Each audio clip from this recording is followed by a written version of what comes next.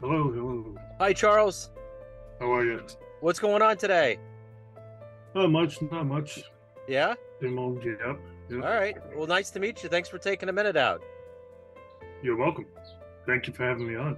Yeah, you bet. So, before we get into your life as a lifelong survivor, one of the things we all had to survive in the last 3 years was COVID. And I'm curious how you got through that time period and how it's changed the way that you see life and do things now.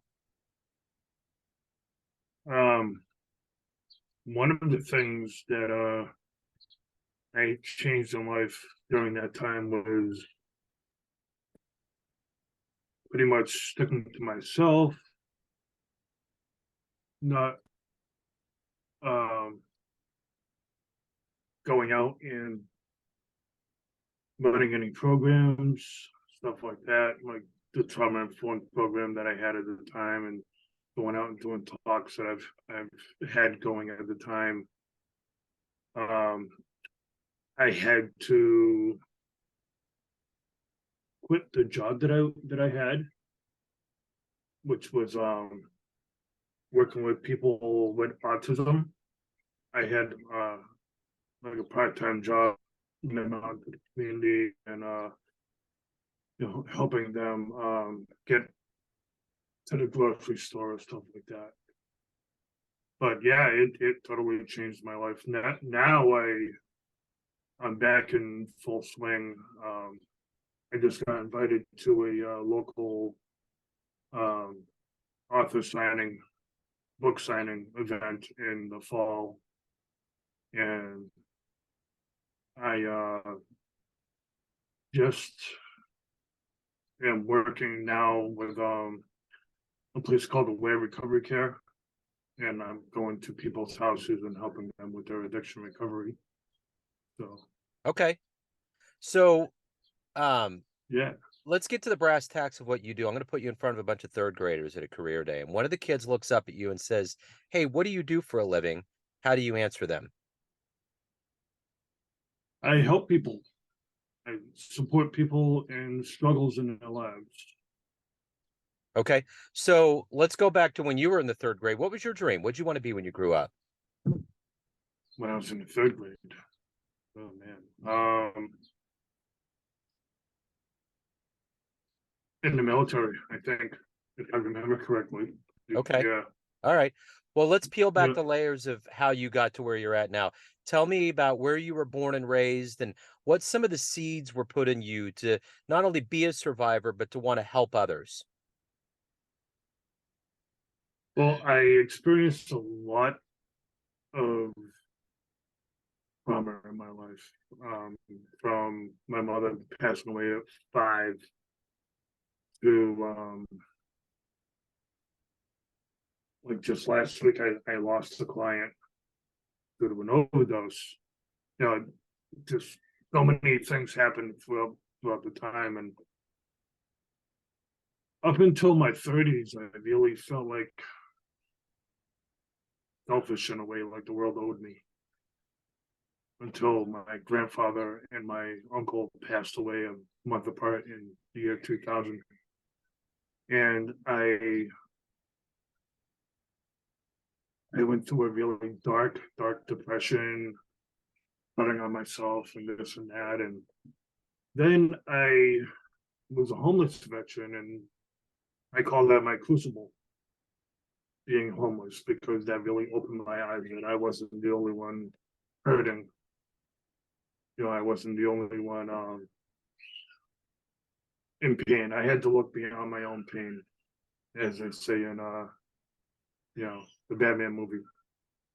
Um, so I at that time I really just started um, helping others at that time, like the veterans around me. I started running a program for about PTSD and trauma and stuff like that. Were you in the military? I was, yes, yep. Army infantry, basic training, was my detox off of crack cocaine and alcohol. Yeah, So, in addition to you having to get through other people that were lost around you, you've gone through your own setbacks that you've overcome in your life. exactly. Yes, So, drug addiction and just depression, those kinds of things. yes, yeah, yeah. So, who's been a hero for you? Who's been kind of a bedrock for you to kind of see the light and to get through things? I've had a couple over the years. My my cousin, who passed away in 2016 of an overdose when I was growing up, he was like my idol. Um, these days, I would have to say it's my son, my 10-year-old. You know, he keeps me on the straight and narrow, Yeah. and pushes me to be a better person, a better father. Yeah. They do Yeah, that. They have a tendency, oh yeah, it gets in your DNA. Um, yes. so you had mentioned working with the autism community. My son's on the spectrum. He's 18, and Mm. I've always have a great admiration for those out there that decide to get into that line of work because I can see firsthand how challenging that can be. But we all need the help, and especially in that community with the long wait lists and the needs that are needed out there, it's good that there's people like you out there that are, willing to step up and do that. No, yeah, definitely, definitely. I So I was really sad when COVID hit and I had to stop doing what I was doing because I loved bringing them out into the community and helping them do volunteer work, stuff like that. It was great. it's when Yeah. the whole thing started, I had a friend that lived, I'm in Kansas City. Where are you located? Worcester, Massachusetts, Okay, all or right. Worcester, as a lot would say. Okay, all right. So I'm in Kansas City, and a friend of mine, about 2 months before COVID happened, said my kid got a letter in the mail that said that we better start getting ready to take devices home and it could shut down.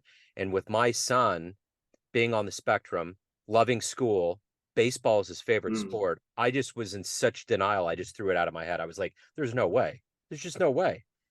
And then, Yeah, yeah, of course it happens, but that was the community I think that needed that consistently needs the contact more than anybody else. So that was specifically grueling to go through that. I mean, you got Zoom and you got other ways, but those kids are tactile in a way that's different from other humans.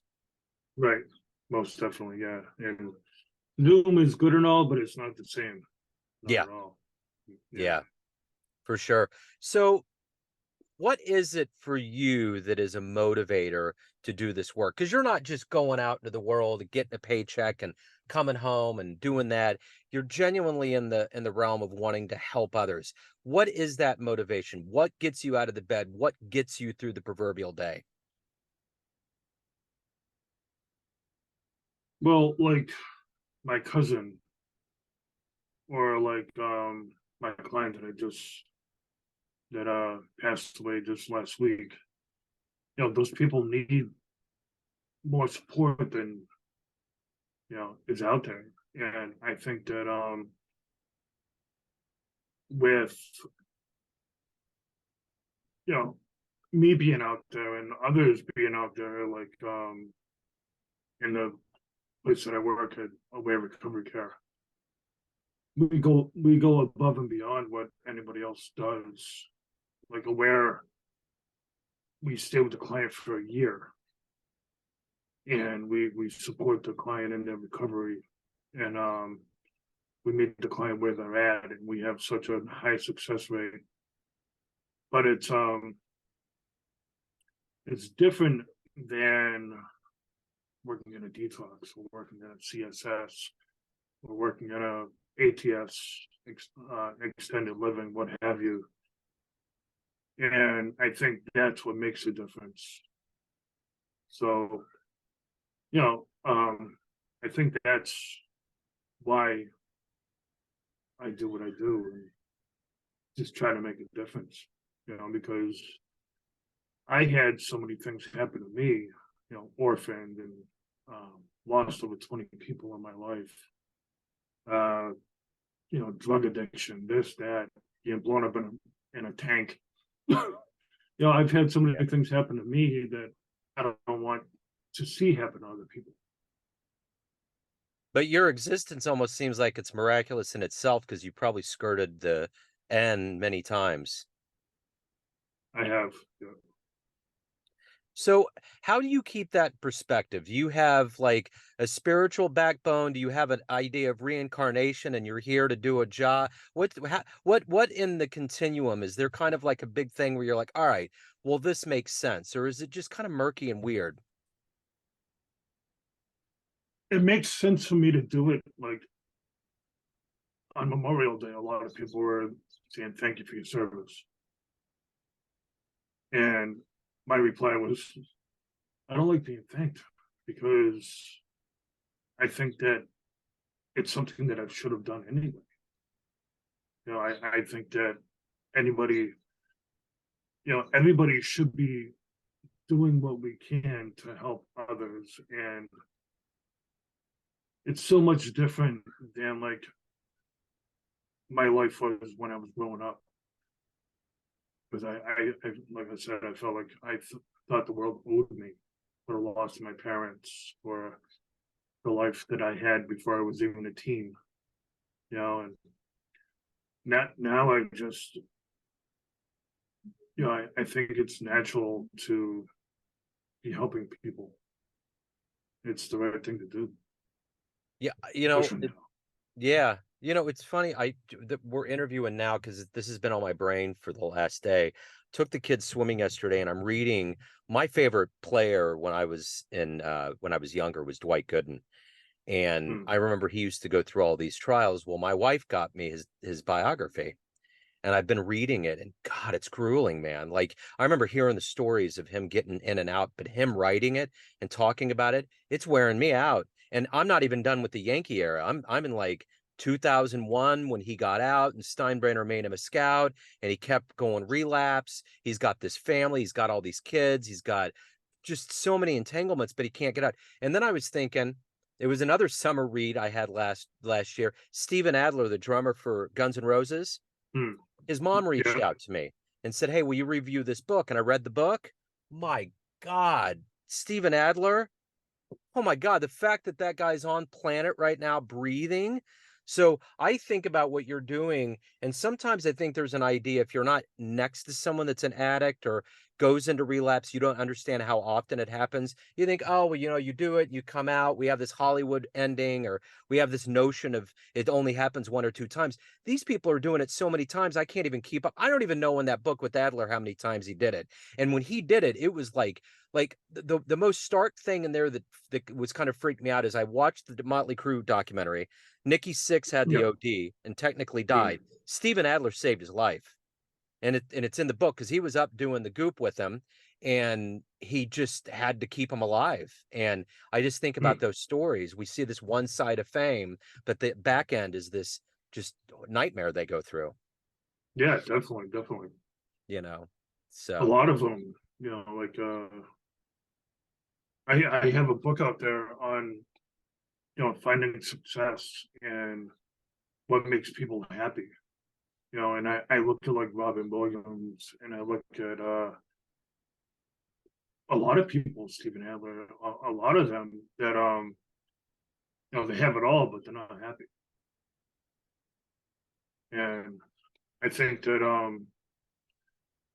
you know that's the biggest problem is they have the money to do whatever they want, but they find alternate ways to destroy themselves, yeah, and they're lucky to keep going. yeah, Aerosmith, um, the list goes on and on. yeah. It certainly Ozzy, does. Yeah. you There, there's know, there's a lot of them. So let me ask you this: of all of these people that we're throwing out, all of these people that are still alive miraculously, who would you love to hmm, run into and talk to? Who would be a dream person? I would say Gene Simmons. just because Kiss is one of my favorite bands, and I would love to know, like, you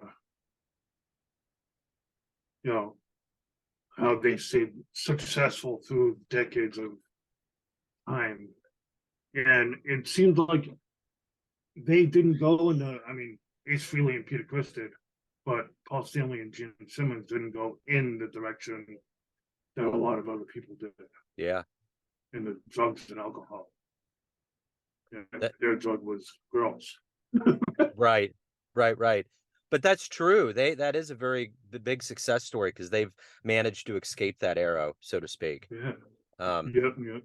so what's been your best success story? What's been the best story of you helping someone out?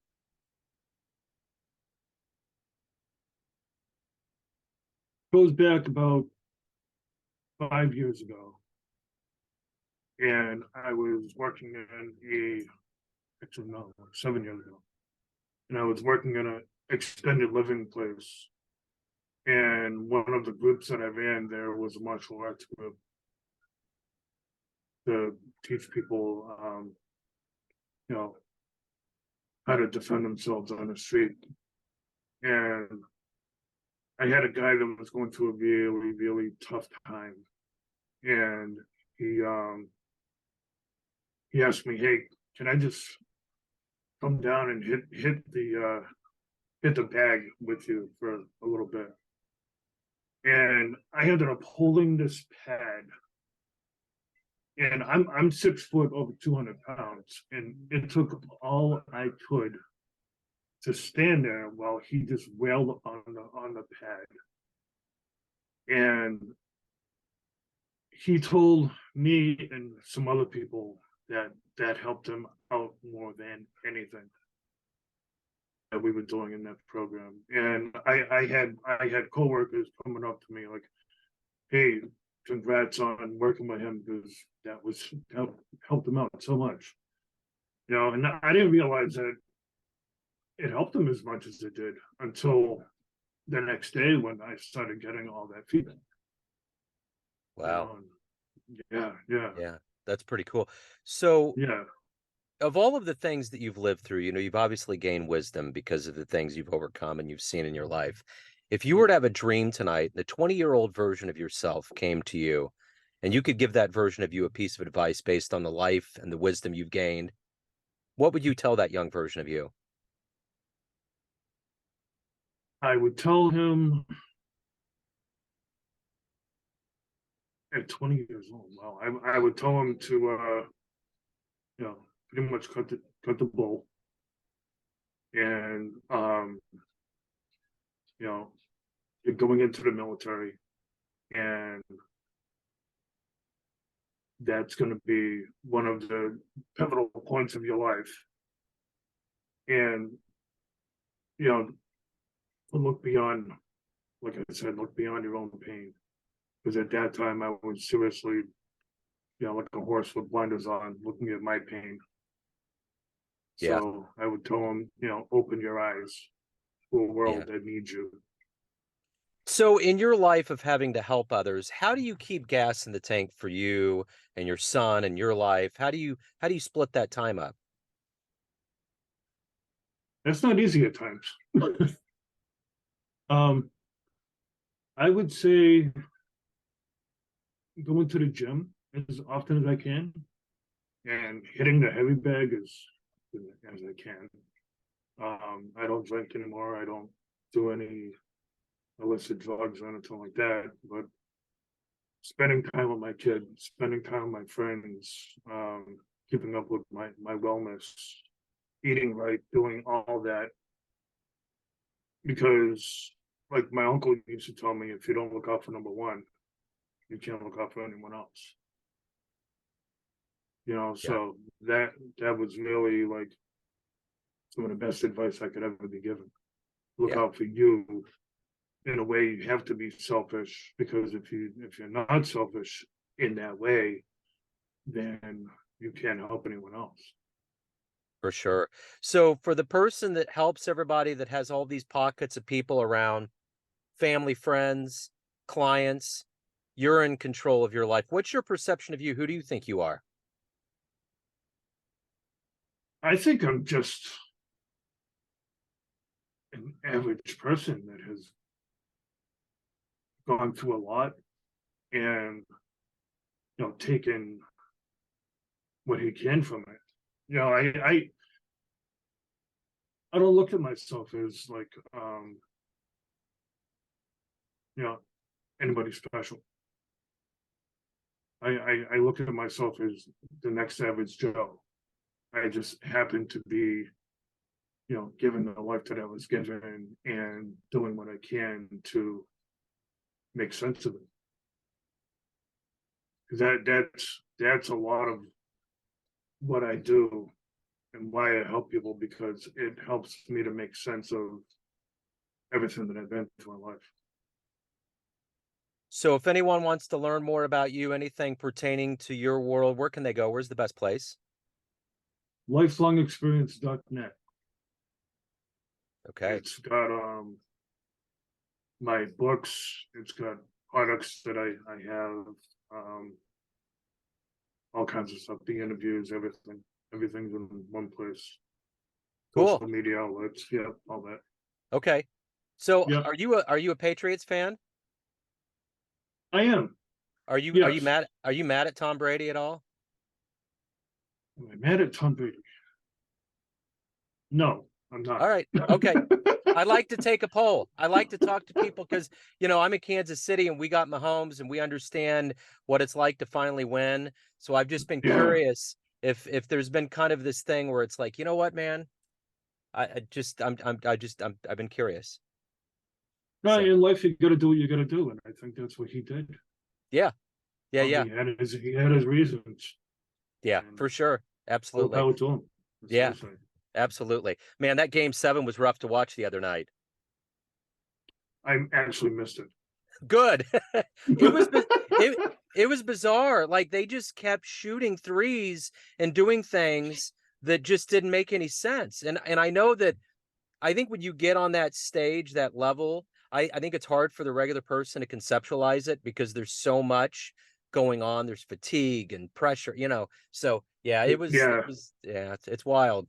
It's a different life. yeah. I mean, I was just talking to a client about that yesterday. Like, it's not like it was in the days of Michael Jordan and Larry Bird Yeah, and you know all of that. It's just different. it is. It is. Everything's Yeah. different, you know. Yeah. Well, Charles, man, it was great to get to know you. Thank you for opening up your world a little bit. Best of luck with everything. I appreciate your time today.